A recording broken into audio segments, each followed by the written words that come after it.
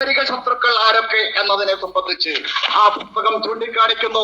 RSS പറയുന്നു, ഇന്ത്യയുടെ ആന്തരിക ശത്രുക്കൾ 1 മുസ്ലിങ്ങൾ, 2 ക്രിസ്ത്യാനികൾ, 3 കമ്മ്യൂണിസ്റ്റുകാർ. ഈ 3 വിഭാഗക്കാരും ഇന്ത്യയുടെ ആന്തരികമായ ശത്രുക്കളാണെന്നും ഈ 3 വിഭാഗക്കാരെയും ഇന്ത്യ രാജ്യത്ത് വെച്ചുപുറപ്പിക്കാൻ പാടില്ല എന്ന് ഈ വിചാരധാര എന്ന് പറയുന്ന RSSന്റെ 2ാം സർസംഘചാലക എഴുതിയ ഈ പുസ്തകത്തിൽ ചൂണ്ടിക്കാണിക്കുകയാണ്. ഈ RSSകാരൻ ഈ പറയുന്ന ആപ്തവാക്യം ഉരുവിട്ടുകൊണ്ടാണ് ഇന്ന് രാജ്യത്ത് മുന്നോട്ട് പോയിക്കൊണ്ടിരിക്കുന്നത്. പ്രിയപ്പെട്ടവരെ, ഇവർ മുസ്ലിങ്ങളെ തേടി ഇങ്ങനെ പരക്കം പാഞ്ഞുകൊണ്ടിരിക്കുകയാണ്. ഇവർ ക്രിസ്ത്യൻ വിഭാഗക്കാരെ തേടി പാഞ്ഞെടുത്തുകൊണ്ടിരിക്കുകയാണ്. അതുപോലെ തന്നെ പുരോഹിതന്മാരെ, കന്യാസ്ത്രീകളെ എല്ലാം കൂട്ടക്കശാപ്പ് നടത്താൻ, അവരെ അടിച്ചമർത്താൻ ആവശ്യമായ പ്രവർത്തനങ്ങളുമായി രംഗത്ത് അവതരിച്ചിരിക്കുകയാണ്.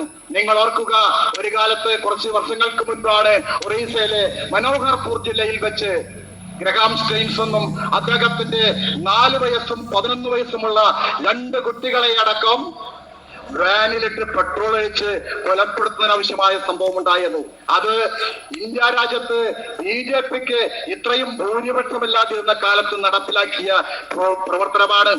ഈ കുട്ടികൾ ദേഹത്ത് പെട്രോൾ വീണ് തീ പൊള്ളിയടർന്ന് ശരീരമാംസങ്ങൾ പൊള്ളിയടരുമ്പോ രക്ഷിക്കണേ രക്ഷിക്കണേ എന്നലറുമ്പോഴും ഈ വർഗീയ ഭ്രാന്തന്മാർക്ക്, സംഘപരിവാരർക്ക് ഒരു മനസ്സലിവ് പോലും ഉണ്ടായില്ല എന്നാണ് നമുക്ക് കാണാൻ വേണ്ടി കഴിയുന്നത്. ഓരോ ശിശുരോധനത്തിലും കേൾപ്പു ഞാൻ 1 കോടി ഈശ്വര വിലാപം എന്നാണ് കവി പാടിയിട്ടുള്ളത്.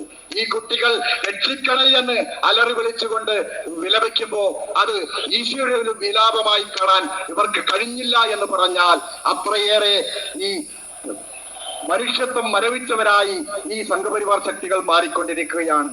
അതിന്റെ ഭാഗമായിട്ടാണ് പ്രിയപ്പെട്ടവരെ ഇന്ന് നമ്മുടെ